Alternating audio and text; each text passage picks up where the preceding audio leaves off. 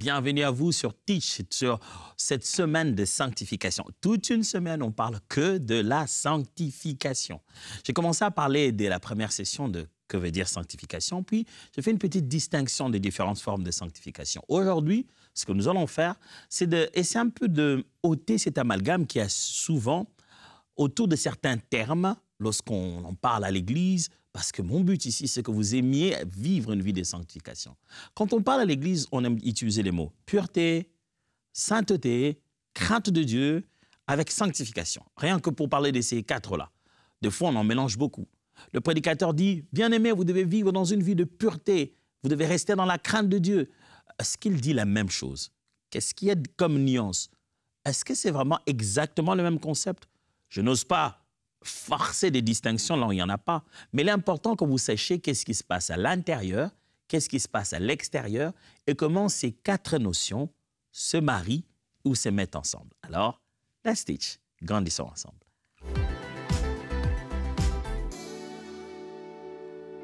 Il s'agit donc ici de quatre termes. Le premier, c'est sainteté. Vis une vie de sainteté. Frères et sœurs, nous devons vivre dans la sainteté. Après, demain, il dit, nous devons vivre dans la sanctification. C'est pas ce qu'il avait dit hier déjà? Alors, la sainteté, vous devez comprendre fondamentalement cette notion, c'est que ça signifie. Sainteté, dites-vous tout de suite, égale à être mis à part pour Dieu. C'est ça le concept. Être mis à part pour Dieu. Ne confondez pas saint avec un T, avec saint santé. En français surtout comme ça. Il ne s'agit pas d'être saint, il y a saint et sainte, et il y a saint et saine. Alors, souvent quand on dit ce qui est saint, avec un T, nous, la première des choses, on pense qu'il s'agit de ce qui est sain, santé. Ce qui est sanitairement bien, qui est propre. C'est ce qu'on pense. Or non, la notion biblique de saint avec T n'a d'abord pas à voir avec la propreté, le côté sanitaire. La notion biblique de saint a d'abord à voir avec l'idée de distinction, séparation, mettre à part. J'ai entre mes mains une tasse de thé de couleur blanche. À côté de moi, j'ai ma Bible et j'ai aussi mon iPad. Au milieu de tout ce que j'ai comme ustensile ici, c'est à moi. Mais si on en prend un, on dit ça, tu ne peux plus l'utiliser, c'est à Michael. Cette tasse est à Michael. Je ne peux plus boire dessus, ce n'est plus à moi, je n'en suis plus propriétaire. Cette tasse a été sanctifiée. Ce n'est pas qu'elle est devenue plus saine, c'est-à-dire qu'elle a été attribuée à quelqu'un d'autre, attribuée à un autre but. Je ne peux plus en faire usage que je faisais avant parce que c'est attribué à un but plus excellent. À partir de ce moment, ça a quitté cette catégorie pour appartenir à une autre catégorie. Et Dieu, quand on enlève quelque chose de la masse, on le met de côté pour l'usage de Dieu. Et que le but maintenant, c'est Dieu qui en décide, c'est devenu voué à sa personne, ça s'appelle sanctifier. Et ça, il s'agit de poser l'acte de la sainteté. Cette chose devient sainte. La tasse est sainte tasse. Ça veut dire tasse consacrée, tasse mise à part pour Dieu. Lévitique chapitre 19, verset 2. Parle à toute l'assemblée des enfants d'Israël. Et tu leur diras, soyez saints car je suis saint, moi l'Éternel votre Dieu. Vous voyez, il dit, vivez à part parce que moi, Dieu, je suis complètement à part, distinct de tout. Soyez tout autant consacrés à autre chose, mis à part. Ne vous mettez pas dans la mêlée parce que moi, Dieu, je ne me mêle pas, je ne suis pas mélangé avec ces choses-là. 1 Pierre chapitre 1, versets 15 à 16. Mais, puisque celui qui vous a appelé est saint, vous aussi soyez saints dans toute votre conduite, selon qui est écrit, vous serez saints car je suis saint. Il dit, soyez saints dans toute votre conduite. Il ne veut pas dire que soyez propres, soyez sanitairement propres. Il veut leur dire, au milieu de tous les hommes, la façon dont tout le monde se conduit, quand on voit la façon dont vous le faites, on sent qu'il y a de la distinction, de la différence. Donc, dans le mot sainteté, retenez d'abord être mis à part, être différent, être mis de côté, se tracer une ligne autre que celle du monde. Lorsque donc le prédicateur vous dit « Frères, vivons dans la sainteté », il est en train de renforcer l'idée selon laquelle vivons en différence. Soyons différents du monde, vivons comme des personnes qui sont mises de côté. Vivons comme des personnes qui ont été consacrées. Voilà les termes qui viendra beaucoup avec sainteté. Consacré. On a été mis de côté. On est saint, on a été mis à part. Frères et sœurs, vous et moi, nous avons été mis à part. J'aime quand Pierre dit, vous, par contre, vous êtes une race élue, un peuple saint, un sacerdoce royal. Vous êtes mis de côté pour le but de Dieu. La sainteté, frères et sœurs, nous est obligatoire. Nous tous, nous avons été mis de côté. Nous devons donc, de par notre nature, nous, quand je dis tous, je parle de chrétiens, par notre nature alors, vivre, affirmer que nous avons été consacrés, mis de côté. Au moment où Dieu a dit, cette tasse, comme je donnais l'exemple tout à l'heure, cette tasse est à Michael, l'usage a changé. J'aime comment l'apôtre en parle, il dit, nous qui étions des vases, dans la maison, il y a des vases avec des usages différents. Il y a des vases d'usage vil, il y a des vases d'usage prestigieux qu'on réserve pour les spéciales. Il dit, soyez donc ces vases utiles. Vases, c'est des vases. Quand vous allez des vases, des fois faites de la même matière, mais juste l'ornement, on y change quelque chose. Moi, j'ai grandi chez nous, chez mes parents. Ma mère avait toujours dans une armoire des assiettes qu'on n'y mangeait jamais. Quand on demande à maman, mais c'est quoi ces assiettes? Elle disait, ça, ce sont des assiettes pour les invités. Tiens, nous, à la maison, on n'y mangeait jamais. Il y en avait même d'autres qu'elle disait, ça, ce sont des assiettes pour vos sœurs lorsqu'elles vont se marier. Une fois que je me suis marié, j'ai vu que ma femme a pris les mêmes habitudes. Il y avait des belles assiettes, très jolies, qui avaient toujours dans l'armoire. Et moi, quand je venais et que je voulais faire rapidement ce que je dois faire, ma femme dit, non, non, non, pas ça, touche pas ça. Ça, va prendre à la cuisine. J'ai dit, oh. La première fois, la deuxième fois, après, je me suis dit, non, non, non, non, non, non, non, non, non, non, je ne peux plus supporter ça. Je viens de dire à ma femme, mais les assiettes qu'on ne touche pas, c'est à qui? Il dit, non, ça, ce sont des assiettes pour les invités. Tu sais, quand les invités disent... Et moi, je dis, mais attends, moi, j'habite ici. C'est moi le papa de la maison qui paie le loyer, qui s'occupe de tout le monde, qui achète les assiettes. Et il y a des assiettes qu'on réserve à des personnes qui seront plus précieuses que moi. Donc, moi, je n'ai pas le droit de manger dans ces assiettes-là parce qu'on attend qu'un quelconque invité vienne un jour. J'ai dit non, à partir d'aujourd'hui, je vais inaugurer toutes ces assiettes. Et ma femme, elle a brisé cette règle-là. Elle a dit, ah, tiens, en fait, en réalité, tu as raison. Normalement, si on doit honorer quelqu'un dans cette maison, c'est toi. On ne doit pas donner ce qui est vil à celui qui est censé être le père de la maison. Elle a pris plaisir à commencer à me servir des vases, des assiettes qui étaient sains. Des assiettes qu'on avait dans le milieu de tous les assiettes. Ces assiettes-là étaient mises de côté pour un but différent. Frères, nous sommes peut-être dans le même bureau, nous sommes peut-être dans la même salle de classe, on est tous peut-être habillés en uniforme. Mais toi, tu es mis de côté. Toi, tu es saint. Ah, tu veux me faire croire que toi, tu es saint, tu n'as pas péché. Non, non, attends. Saint, ne suis pas d'abord l'idée de ne pas pécher. Suis l'idée que j'ai été ôté du monde des péchés. J'ai été éloigné de ça. Ça, ce n'est pas ma vie. Il m'a sorti de là, il m'a mis de côté. Nous allons dans les mêmes universités, nous entrons dans les mêmes boutiques, mais nous ne sommes pas tous au même endroit. Certains sont mis de côté, mis à part, saints. Alors, quand on encourage les chrétiens à vivre comme des saints, ça signifie vivez votre vie des personnes mises à part. J'aime beaucoup comment, dans certaines traditions chrétiennes, on met en avant cela comme des monastères ou des choses comme ça, ou des personnes qui sont si consacrées à l'œuvre et à leur appel pastoral ou à leur appel au ministère, en vont jusqu'au point de se détacher de toute communauté et de vivre seul. Avez-vous déjà rencontré un moine? Vous avez l'impression qu'il vit quelque part entre le ciel et la terre. Il a d'autres principes. Son rythme, sa démarche même. Comment il est doux et calme. On dirait qu'il ne vit pas comme nous. Eh bien, c'est ça être un chrétien. Ce n'est pas être un moine, mais en fait, c'est être là au milieu de tous, mais être mis à part. Ça s'appelle vivre dans la sainteté. Deuxième terme, le terme pureté. Pureté est liée avec l'idée de absence de souillure.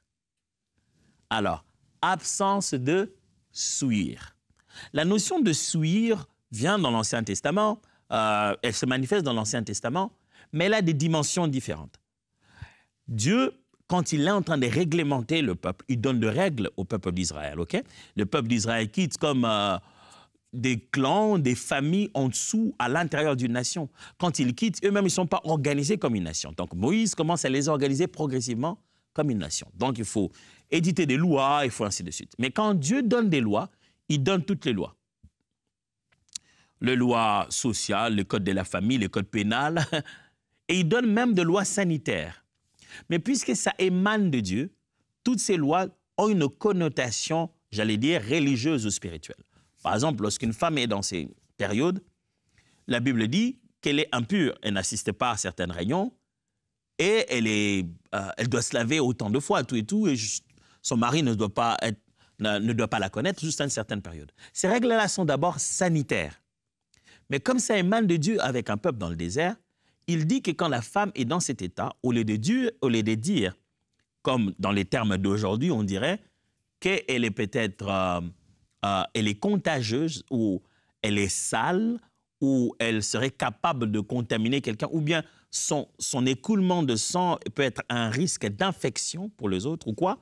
J'ai tenté de trouver les meilleurs mots. Hein. Mais en fait, la Bible dit qu'elle est souillée.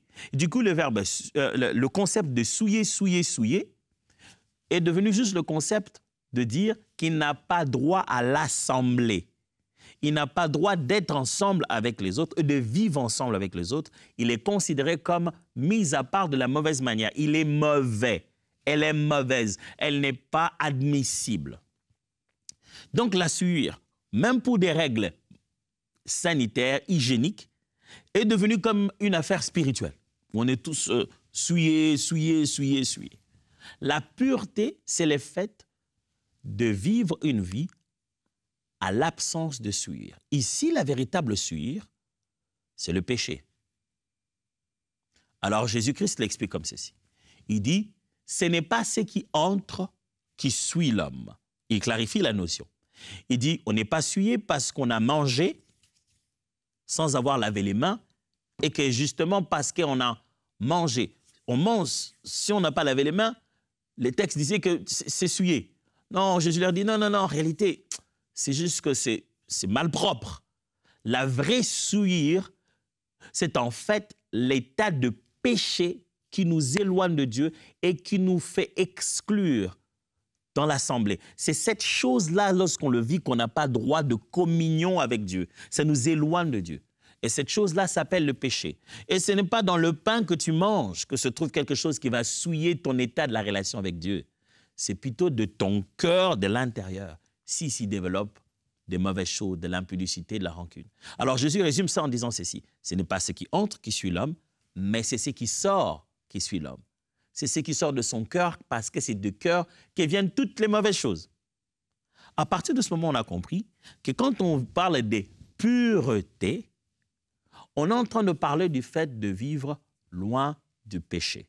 Quand on dit frères et sœurs, vivons une vie de pureté, ça veut dire s'éloigner de tout contact des choses qui peuvent nous mettre en état de briser notre relation avec Dieu, en état d'empêcher notre communion avec les autres. On devient comme une faiblesse de la communion avec les autres. Souvenez-vous de ce que Dieu dit. Dieu dit ceci, « Mon oreille n'est pas sourde pour entendre, ni ma main courte pour toucher. » Mais ce sont vos péchés qui causent cet éloignement. Quand on insiste que nous, frères et sœurs, devons vivre une vie de pureté, ça veut juste dire « Mets-toi loin de tout ce qui peut atteindre ta relation avec Dieu. Le péché. Les personnes que tu fréquentes, les endroits que tu vas, les choses que tu touches. Quand tu pêches avec ton corps, tu ressens, tu as cette conscience que le mal est sur toi. Tu te sens souillé. Tu sens comme si le souvenir de l'iniquité, toi et ton péché, vous êtes devenus comme un. Et quand on encourage à la pureté, on encourage à l'éloignement maximal de tout ce qui perturbe notre relation avec Dieu.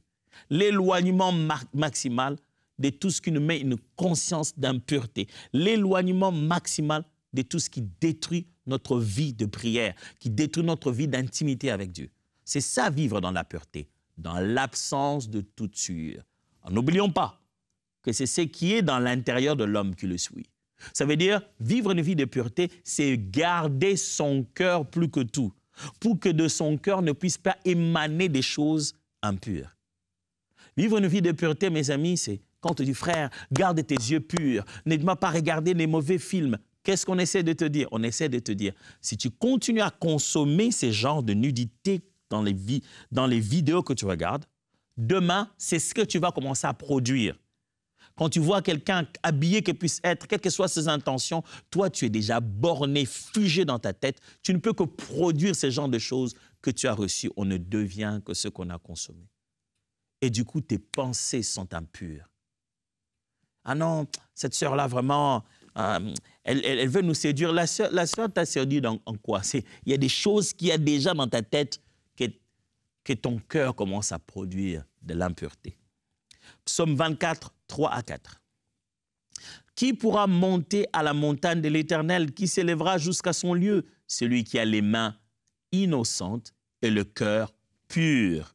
Celui qui ne livre pas son âme au mensonge et qui ne jure pas pour tromper. Vous voyez ce que le psalmiste dit? Celui qui a le cœur pur. Vous voyez d'où vient la véritable pureté? Matthieu 5, 8 dit « Heureux ceux qui ont le cœur pur, car ils verront Dieu ». La pureté, ce n'est pas d'abord une affaire physique. C'est d'abord une affaire de cœur. Elle est liée au péché et non pas aux règles sacerdotaux. Elle est liée à la nature pécheresse, de comment on nourrit la nature pécheresse par le contact de ce qui est péché. Si tu t'attaches à ce qui est péché, tu entraînes ton cœur à produire le péché. Alors, vivre dans la pureté veut dire s'abstenir de tout ce qui va souiller ton cœur. Troisièmement, vient le terme crainte de Dieu. On l'entend souvent tout de suite à côté de la sanctification. J'espère que jusqu'à aujourd'hui, ça va. Jusqu'à maintenant, vous comprenez un peu. Il n'y a pas vraiment, pasteur, on dirait qu'il n'y a pas vraiment de grande différence. Oui, il y a des nuances qui bâtissent les unes sur les autres. En terminant, je vais faire une seule phrase et vous allez voir comment ces choses-là se bâtissent comme des briques qui construisent un mur de bonheur de vivre la nouvelle nature en Christ. Crainte de Dieu. Quand vous entendez crainte de Dieu, je l'ai dit la dernière fois, pensez à respect révérentiel et obéissance. Crainte de Dieu, respect révérentiel, révérer la personne de Dieu, le considérer grand et lui obéir. Eh bien, il faudrait être sincère, dire que quand la Bible utilise le mot crainte, surtout dans l'Ancien Testament, deux fois c'est littéralement craindre, avoir peur. C'est que Dieu inspire par sa majesté un sentiment de tremblement. On se dit, wow, devant qui je suis? Moi, j'ai déjà vu des gens devant des dignitaires, je ne sais pas si ça vous est déjà arrivé, d'être devant quelqu'un de très considéré, de haut placé. Vous êtes là, vous perdez vos mots, des fois vous tremblotez presque. Vous ne savez plus ce que vous êtes en train de dire. Il inspire un profond respect où tu te demandes, est-ce que je me tiens bien? Est-ce que je suis dans la norme? Tu sais qu'il a un tel pouvoir qui peut mettre ta vie en risque. Et tu te dis, comment me tenir vis-à-vis de lui? Dieu devait produire ces sentiments en nous. On se dit, devant qui je me tiens? Waouh, il a le monde entier dans sa main. Oh, respect à toi, profond respect à toi, prêt à t'obéir. Tout ce que tu diras, je le ferai. C'est ce qu'on appelle la crainte de Dieu. L'attitude intérieure, que Dieu me voit où que je sois, et je dois tenir cette révérence, même quand je ne le vois pas, où que je sois, je sais que sa présence est là, et je me tiens en présence du roi. Je vous explique. Imaginez, moi je l'ai déjà vu souvent au milieu des militaires surtout. Le général arrive, la personne la plus haut gradée arrive, tu vois, tout le monde en train de saluer. Mes respects au chef, mes respects. Il arrive, quand il parle, tout le monde tremble. Il fait ce qu'il a à faire, il dit son discours, il part. Quand il part, tu ressens tout de suite que il est parti, le degré d'autorité et de crainte a changé. Certains se relaxent, d'autres se mettent à rire même. Ils font ce qu'il avait dit, ils le font à la manière, en causant comme ceci, comme cela, comme s'il n'était pas là. Ça, c'est vrai. Ça s'appelle obéir. Il a juste fait ce qu'on lui avait demandé de faire. Mais la crainte, c'est, même quand le général est parti, on est en train d'obéir ce que le général a dit, comme s'il s'était né juste à côté de nous. On ne fait pas les choses à se dire « Ah, il n'est même pas là, il est déjà parti, faites comme vous voulez ». Non. Après que le général a libéré sa parole se tient à côté de moi comme si c'était lui-même. C'est ce qu'on appelle la crainte de Dieu. C'est-à-dire de vivre tout le jour dans sa vie, où que l'on soit, dans toutes les relations, physiques, spirituelles, émotionnelles, en privé comme en secret, vivre tout le jour comme s'il était toujours là. Pourquoi je dis comme s'il était? En fait, en réalité, il est toujours là. De prendre conscience qu'il est toujours là. La crainte que tu as de lui quand tu adores, que tes larmes coulent et tu te dis « Dieu est ici » et tout en toi tremble, c'est la même que tu dois avoir quand tu es au travail et que tu es dans les affaires avec quelqu'un et que tu as l'opportunité de lui faire du mal. Personne ne te voit. Tu aurais pu faire un geste ou faire une formule qui fait que tu puisses lui prendre son argent sans qu'il s'en rende compte. Tu puisses frauder. Dieu dit, tu es dans les affaires, tu ne me vois pas, tu fais les affaires, mais sache que je suis là. Prends conscience que tu dois respecter ma présence. Et la Bible explique que cette crainte-là, nous ne l'avons plus par peur, mais nous l'avons par amour. Je donne un autre exemple. Je vis au quotidien, je vais dans des endroits, je vais par-ci par-là, je rencontre plein de gens. Mais quand je rencontre une personne, une dame, quand elle doit me parler en privé comme en public, il y a une circonférence qu'elle ne peut pas dépasser. Je ne vais pas la laisser être si proche de moi. C'est qui? Est-ce qu'elle... Pourquoi? Ce n'est pas parce que ma femme n'est pas là. Bon, elle ne va pas voir, je vais le faire. Ou que j'ai peur de ma femme. Non. J'aime ma femme et dans notre relation, il y a un degré d'appartenance où je respecte notre engagement. Je crains de faire ça par amour. Maintenant, ma crainte n'est plus motivée de peur, elle est motivée d'amour et d'engagement. Puisque je me suis engagé, je ne m'appartiens plus à lui, à moi-même. Quand on dit à l'Église, vivez dans la crainte de Dieu, ça veut dire vivez partout dans la conscience comme si le souverain puissant est là, juste tout le jour avec vous, où que vous alliez. Une fois, je vis un documentaire, on était en train de tester un peu l'élément de la conscience des gens.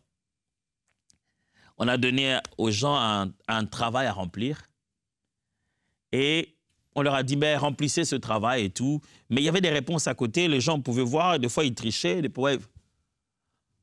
Ceux-là, ils l'ont fait comme ça. Mais à d'autres, on a donné le même travail. Dans la pièce usitée, avant de partir, on dit,